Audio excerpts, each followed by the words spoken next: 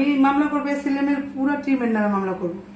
আমার উনরা আমার মারছে, আমার মেয়ের মারছে, আমার বোনের মারছে, নারী নির্যাতন মামলা করবো ওনাদের নামে। আর আমার স্বামীরে মারছে, এই মারামারি মামলা করবো। আর আমার মোবাইল নিয়ে গেছে, আমার মোবাইলে কাগজপাতি আছে, ফরিদপুর কাস্টমার থেকে মোবাইল কিনা। আমার নাম লাইলি আক্তার। আর 10 লক্ষ টাকা নিছে, 2 জোড়া স্বর্ণের কানের দুল নিছে, একটা স্বর্ণের চেন নিছে, 3টা স্বর্ণের আংটি, 2 জোড়া নুপুর নিছে, আর 3টে রূপার চেন নিছে। এই ম্যাস্টিক নিছে, এগুলো ওনার হাতে ছিল। এই মোবাইল আমি চাইছি ওনার কাছে, আমি বলছি স্যার আপনি আমার মোবাইল দেন। উনি আমার মোবাইল দেয় নাই, উনি আমার মোবাইল নিয়ে দৌড় দিছে।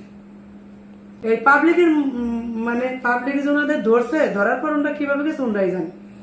ওইটার আমার স্বামী তো অসুস্থ হয়ে গেছে, আমার স্বামীর মাথায় পানি ঢালতেছি আমরা, তখন পাবলিক যখন ওনাকে ধরছে, তখন আমার স্বামীর আমরা ওই জায়গার নিচে বাইরে বের করে পাবলিক ধরছে আমারে মারার পরে। মহিলার গায়ে যখন হাত দিচ্ছে, তখন মহিলা টইলে পুরুষ জায়গা ছিল, সবাই ওনাকে ধরছে।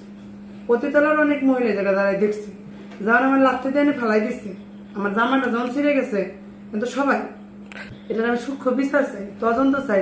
উনি একটা ম্যাজিস্ট্রেট হয়ে, নির্বাহী ম্যাজিস্ট্রেট, উনি কেন এই কাজটা আমার সাথে করলো? একটা সাধারণ পাবলিক কিংবা সাধারণ একটা প্রশাসন যদি করতো, এটা মাইনে নিতাম। এক আর দ্বিতীয় কথা, আমার যে কথা উনি বলছে, যে অপবাদ আমার দিচ্ছে, আমার বাড়িতে অবৈধ মালামাল আছে, কিন্তু সেই মালামালগুলো উদ্ধার করে কি করলো উনি? আর আমার কেন থেকে গেলো? আমার স্বামীর মারি থেকে গেলো, তাহলে আমাদের কেন নিল না? আমাদের তো নিয়ে যাওয়া উচিত ছিল। আমার কাছে যদি অবৈধ কিছু পাইতো, তাহলে আমার তো ফিরে যাওয়ার কোনো প্রশ্ন ছিল না। যত আমার স্বামীরে মারছে, আমার মেয়েরে মারছে, আমার বোনরে মারছে, আমারে মারছে, তাহলে মালামাল পাইলে তো আমার ধুয়ে যাওয়ার কোনো কথা না। কোর্টে যাই জানাবো। আমি হাসপাতালে গেছি, হাসপাতালে আমার স্বামীর অবস্থা দেখছে, দেখার পরে ওনারাই স্লিপ দিচ্ছে, বলছে এটা পুলিশ কেস, আগে মামলা করে কাগজ দিচ্ছেন, তারপরে আপনার স্বামীর ভর্তি নিব, তার আগে নিব না। কিছু ওষুধ লিখে দিচ্ছে, বলছে এই ওষুধগুলো ওনারা আপাতত খাওয়ান। আর এই দেখেন আমার স্বামী দীর্ঘদিন অসুস্থ, হাড়ের অসুস্থ, 6 মাসের কোর্স চলতেছে, 6 মাস পর তার রিং করে বাড়বে। আমার স্বামীর যেভাবে মারছে, যদি মারা যাইতো, এই ড্রাইভারটা কে নিত এই ড্রাইভারটা কন?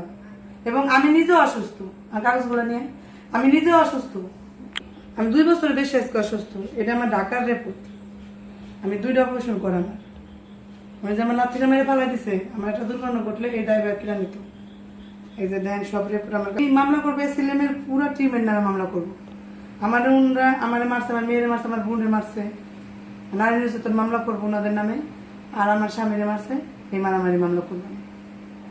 আর আমার মোবাইল নিয়ে গেছে, আমার মোবাইলে কাগজপাতি আছে, ফরিদপুর কাস্টমার থেকে মোবাইল কিনা। আমার মোবাইল নিচ্ছে 2টা মোবাইল নিয়ে গেছে।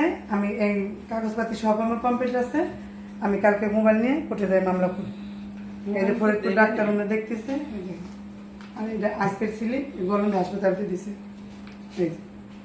এটা বলছে, ওনারা বলছে এটা পুলিশ কেস, আমরা মানে ট্রিটমেন্ট করতে পারবো না। আমি কিছু ওষুধ দিলাম, এটা খাওয়ান, মামলা করে কাগজ আইন আমাদের কাছে দেবেন, তারপর ওনার ভর্তি নিন।